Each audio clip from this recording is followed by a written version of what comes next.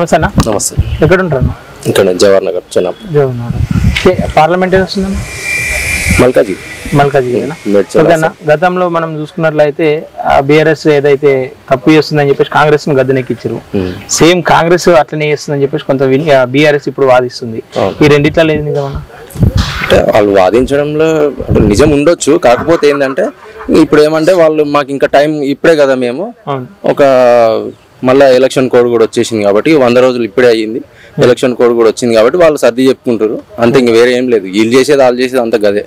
కాంగ్రెస్ వచ్చింది కాబట్టి కరువు వచ్చిందని చెప్పేసి బీఆర్ఎస్ వాదిస్తుంది. దానికి మనం ఏం చెప్పలేము, ఎందుకంటే కరువు అనేది ఇంకా అసలు వర్షాకాలం వచ్చేది నెక్స్ట్, ఇప్పుడు వచ్చేది ఎండాకాలం. కరువు అనేది ఎండాకాలం వస్తే ఎవరికైనా నీళ్లు దొరకవు, అది కామన్. వచ్చేది వర్షాకాలం, అప్పుడేముంటది అది దాన్ని బట్టి ఉంటది. పార్లమెంట్ ఎన్నికలు రాబోతున్నాయి. ఈ పార్లమెంట్ లో గతంలో రేవంత్ రెడ్డి ఇక్కడ ఎంపీగా గెలిచిండు.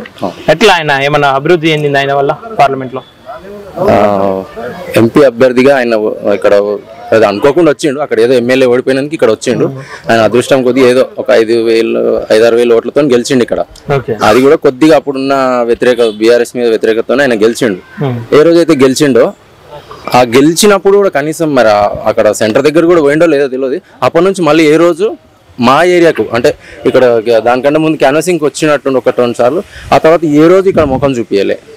అంటే కొంతమందికి రేవంత్ రెడ్డి మన ఎంపీ ఉన్న విషయం కూడా ఎవరికి తెలియదు.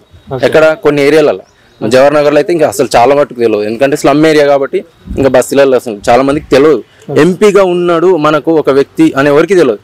ఎంతసేపు ఆ ఎమ్మెల్యే తిరుగుతుండే, ఆ బీఆర్ఎస్ ఆ ఎమ్మెల్యే మల్లారెడ్డి తప్ప ఇక్కడ మిగతా చాలా మందికి తెలియకపోతుండే, అట్లుండే పరిస్థితి కాంగ్రెస్. మీకు ఎంపీగా ఉన్నటువంటి వ్యక్తి ఇప్పుడు రాష్ట్రంలో సీఎం అయిండు, ఏమన్నా తేడాలు ఉన్నాయి?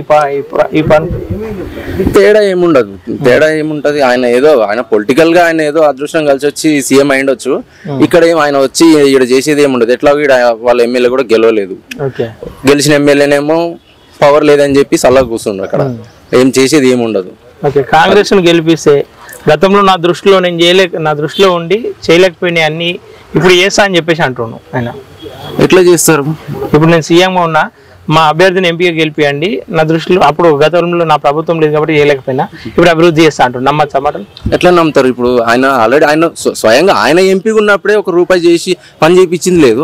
ఇప్పుడు ఆయన చేస్తాడు, ఇంకొకరితో చేయిస్తా అంటే ఎట్లా నమ్ముతాం? ఆయన స్వయంగా ఆయననే ఉండే కదా, ఎంతో కొంత ఫండ్ అయితే వస్తుంది కదా ఎంపీకి. ఆ వచ్చినప్పుడు ఏం చేస్తాడు? డంపింగ్ యార్డ్ విషయము పార్లమెంట్ లో మాట్లాడినాను, ఊకే వీడియోలు పెడుతుండే. అప్పుడు ఒకసారి మాట్లాడిండు, ఆ తర్వాత ఆయన డంపింగ్ యార్డ్ విషయంలో మళ్ళీ ఒక్కసారి కూడా మాట్లాడలేదు, దాని విషయం ఏం చేయలే. అది ఓకేనా? పార్లమెంట్ ఎన్నికలు రాబోతున్నాయి. ఇప్పుడు ఇటు కాంగ్రెస్ నుండి చూసుకుంటే సునీత మహేందర్ రెడ్డిని అభ్యర్థిగా ప్రకటించారు, అటు బీఆర్ఎస్ నుండి రాగి లక్ష్మారెడ్డి, బీజేపీ నుండి ఈటల రాజేందర్. ఈ ముగ్గురిట్లలో ఎవరి ప్రభావం ఎక్కువ ఉంటుంది జనాల మీద? ప్రభావం అంటే ఈటల రాజేందర్ లోకల్ గా చూస్తారు. సునీత మహేందర్ రెడ్డి అంటే ఇప్పుడు వచ్చింది, అంతే. ఆమె గతంలో ఎప్పుడో చైర్మన్ గా చేసిండ్రు, అంత గుర్తుపట్టరు, పబ్లిక్ లో లేదు అది.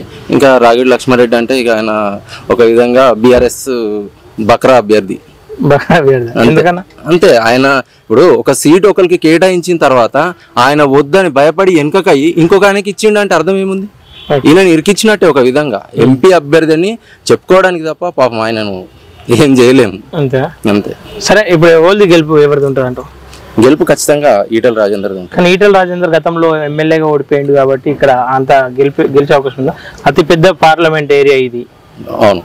అట్లా ఏమన్నా ఎమ్మెల్యేగా ఓడిపోయిందంటే ఆయన కొద్దిగా 2 నియోజకవర్గాలు వేయడం కూడా కొద్దిగా మైనస్ పాయింట్ అయింది. ఇంకా డబ్బు ప్రభావం ఎట్లుంటుందో మీకు తెలియదు కాదు. కౌశిక్ రెడ్డి అక్కడ డబ్బులు ఎట్లా వంచిండు, సెంటిమెంట్ ఎట్లా పండించిండు, ఫ్యామిలీని ముందు పెట్టుకొని కొద్దిగా ప్రభావం జరిగింది. ఇంకోటి ఏంటంటే ఈటల రాజేందర్ అన్నది ఒక 2 నియోజకవర్గాలు కావడం, టైం ఇటు అటు 2 వైపుల టైం ఇవ్వడం వల్ల కొద్దిగా ఇబ్బంది జరిగింది అక్కడ.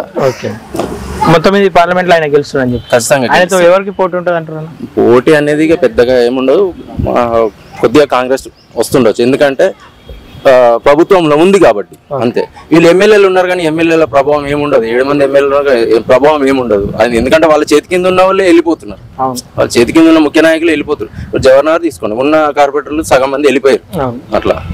Okay, thank you.